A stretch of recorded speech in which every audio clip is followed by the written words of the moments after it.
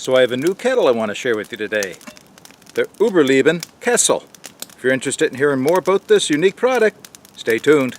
So in my continuing search for the perfect kettle pot combination, I came across a company by the name of Uberleben.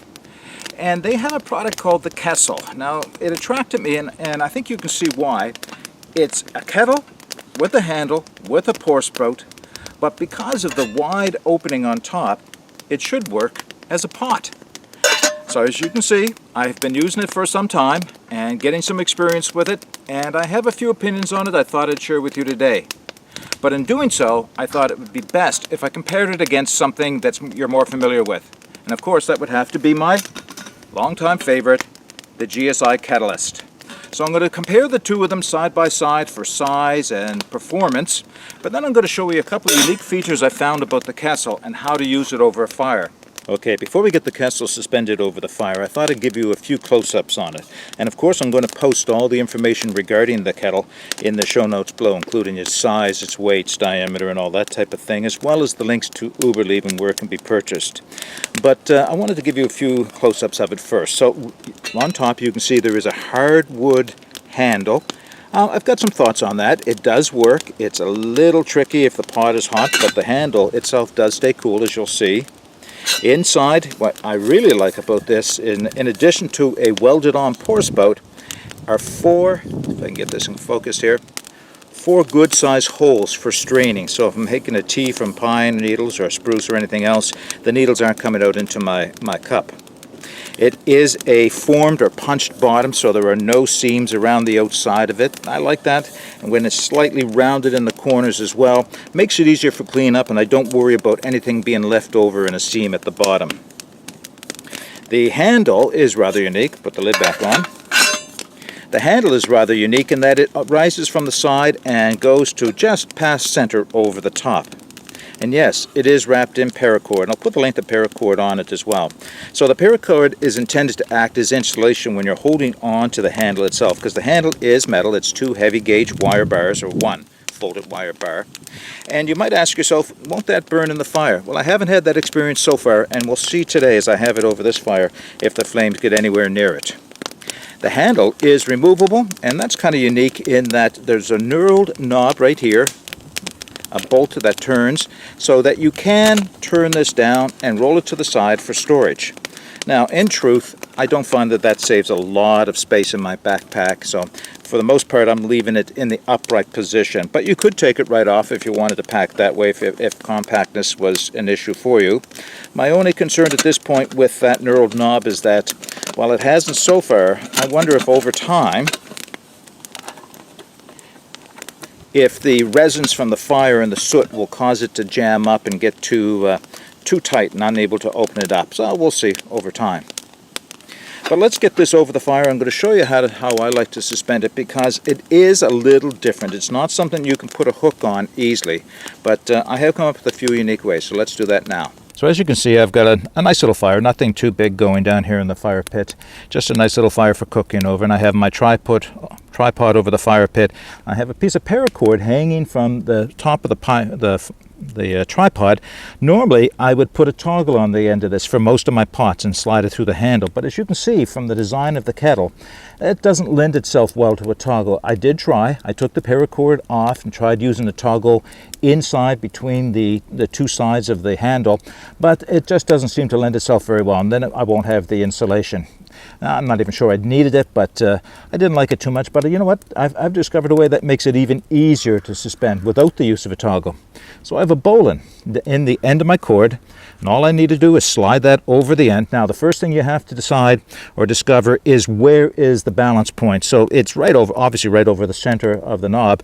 So once you discover the balance point, you can very nicely suspend the pot over the fire. Now my fire's gone down a little bit, so I am going to build it up. I could lower the tripod down a little bit and see if we can get a little closer to the fire.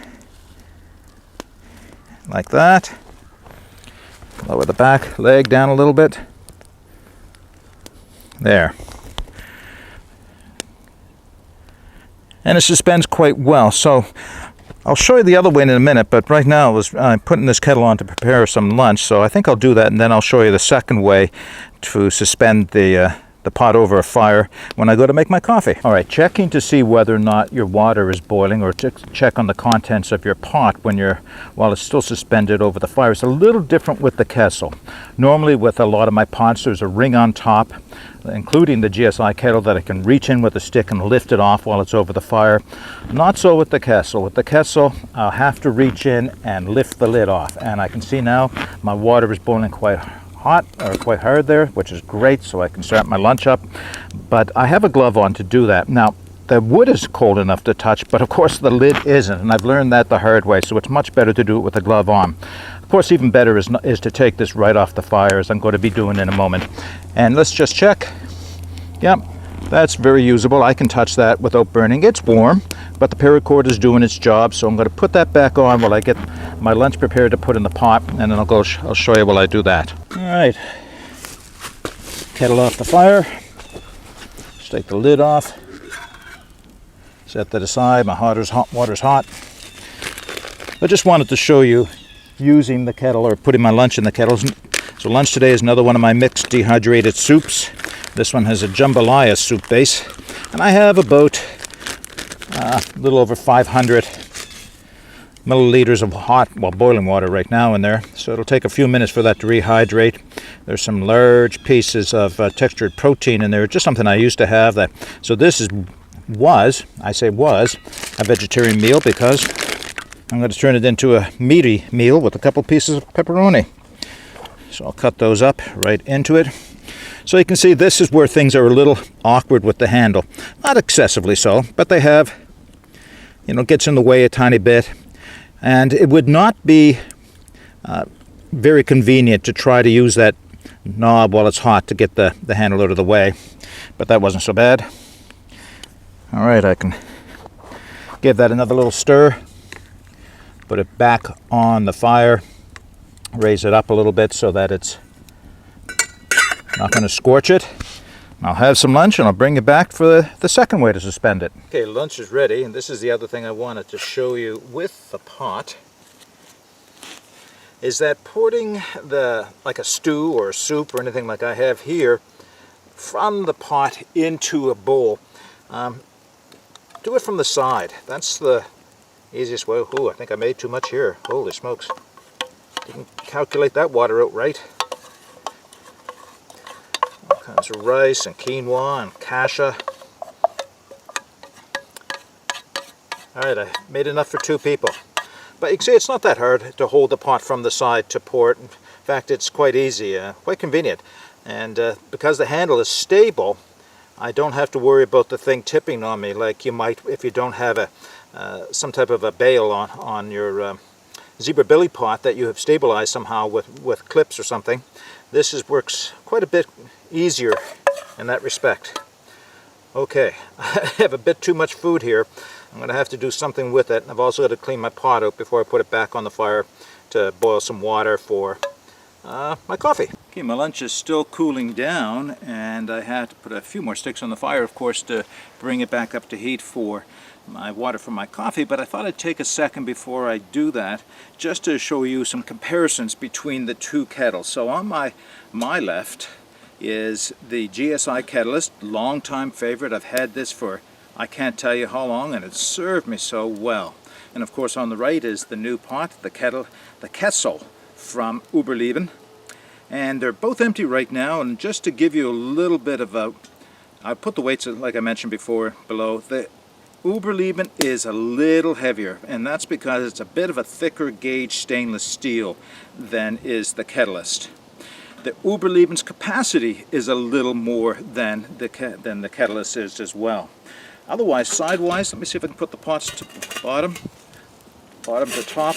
The Kettlist is just ever so slightly wider on the base.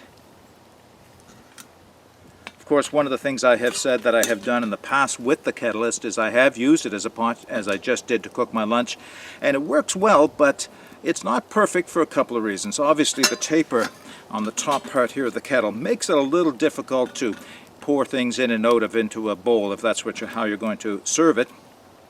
In addition, the very small spout right here on the front of the kettle is not an issue for pouring water from, but it does kind of restrict the amount of water you can put to just below the spout. Any higher and you're going to have water spurting out as it starts to come to a boil.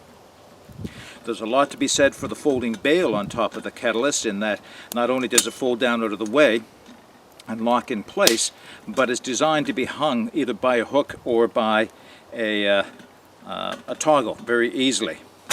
Same can be said for the lid, if you can get the ring to stay up, which it doesn't always do, but the ring is there, staying up right now. Makes it easy for me to get a stick in under to lift it off, so I can check from a distance without having to get my hand too close to the fire whether or not the water's coming to a boil. So the kettlist will remain one of my favorites because it's just classic, I think, and it works so well. But the Uberleben Kessel, close competitor for a number of reasons. One of the reasons I like it most is because it works so well as a pot, in addition to being a kettle. So over the fire, it has not burnt the paracord. The paracord got warm, but it didn't get so hot that I couldn't hold it. It was a bit tricky reaching down and grabbing onto the wood, I'll tell you that. You should do that with a glove, or take it off the fire and reach in gently to get a hold of it.